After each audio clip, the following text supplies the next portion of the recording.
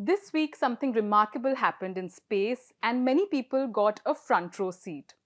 Our planet was hit by the strongest solar radiation storm in more than 20 years, an intense burst of energy from the sun that not only disrupted space weather systems but also painted the night sky with the rare auroras far from the poles. Hi, my name is Soumya Pillai. Welcome to another episode of Pure Science. Now, before I get into the video, I would like to make an appeal to all of you. If you like our journalism, please consider taking a paid subscription of ThePrint. Here, we believe in unhyphenated journalism, and for that, we need your support. The process of taking a subscription will be mentioned in the description below, so do consider subscribing. Now, coming back to our video. On January 18th, scientists observed a powerful solar flare, an explosive release of energy caused by twisted magnetic fields snapping and reconnecting. Solar flares are the most violent events on the sun, releasing energy equivalent to millions of nuclear bombs in just minutes. This particular flare was accompanied by a coronal mass ejection, or CME, which is a massive cloud of charged particles and magnetic fields blasted into the space at extraordinary speeds. As this cloud of high energy protons and electrons raced away from the sun, space weather scientists realized Earth was directly in its path. Traveling across roughly 150 million kilometers between the Sun and the Earth, the particles took just over a day to arrive, which might sound slow but is pretty fast in cosmic terms.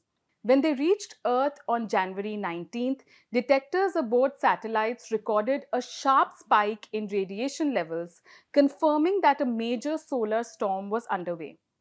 The event was classified as an S4 level solar radiation storm, described as severe on the official scale.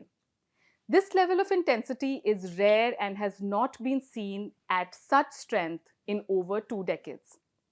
At the same time, Earth experienced a severe geomagnetic storm, meaning the planet's geomagnetic field was significantly disturbed by the incoming solar particles. These disturbances ripple through the magnetosphere, the invisible magnetic shield that protects Earth from most solar radiations. One of the most visible effects of this interaction was the explosion of auroras, or northern and southern lights. Normally, auroras appear only near the poles, where Earth's magnetic fields naturally funnels charged particles into the upper atmosphere. But this storm was so powerful that the auroral oval expanded dramatically. As a result, people far from the Arctic Circle across parts of Europe and North America reported glowing green, red, and purple lights dancing across the sky. Just briefly getting into the science of it, auroras form when energetic particles slam into gases like oxygen and nitrogen high above the Earth's surface. These gases absorb energy and then release it as light, producing the familiar shimmering curtains seen in the night sky. During intense storms like this one, these interactions become more widespread, allowing auroras to be seen at much lower latitudes than usual. But while the auroras were beautiful, scientists were watching the storm closely for more serious reasons. Solar radiation storms can interfere with satellites, disrupt GPS navigation, degrade radio communications, and pose serious risks to astronauts in space. High-frequency radio signals, especially those used by aircraft flying over polar routes, are particularly vulnerable. That's why space weather agencies issued alerts during the event, allowing operators to take precautions such as adjusting satellite operations or rerouting flights. What makes this storm especially important is the timing.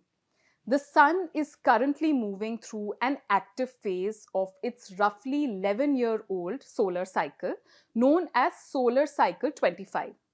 During this phase, sunspots become more common, and powerful flares and CMEs are more likely. Scientists expect solar activity to continue to increase over the next few years, raising the chances of more frequent and possibly even stronger storms. This is where India's solar research efforts also come into focus. India's first dedicated solar mission, Aditya L1, has been placed at the Lagrange point 1, about 1.5 million kilometers from Earth, directly facing the Sun. This unique location allows the spacecraft to continuously observe the Sun without interruptions caused by Earth's shadow. From there, Aditya L1 studies the solar surface, the Sun's outer atmosphere known as the corona, and the flow of solar winds heading towards Earth. During events like this, missions such as Aditya L1 play a crucial role. Its instruments are designed to observe solar flares, track coronal mass ejections, and measure changes in solar radiation and particle flows in real time. This helps scientists understand how these storms form, how fast they travel, and how severe their impact on Earth might be. For India, this knowledge is more than just scientific curiosity. Modern life depends heavily on satellites for communication, navigation, weather forecasting, disaster management, banking, and national security.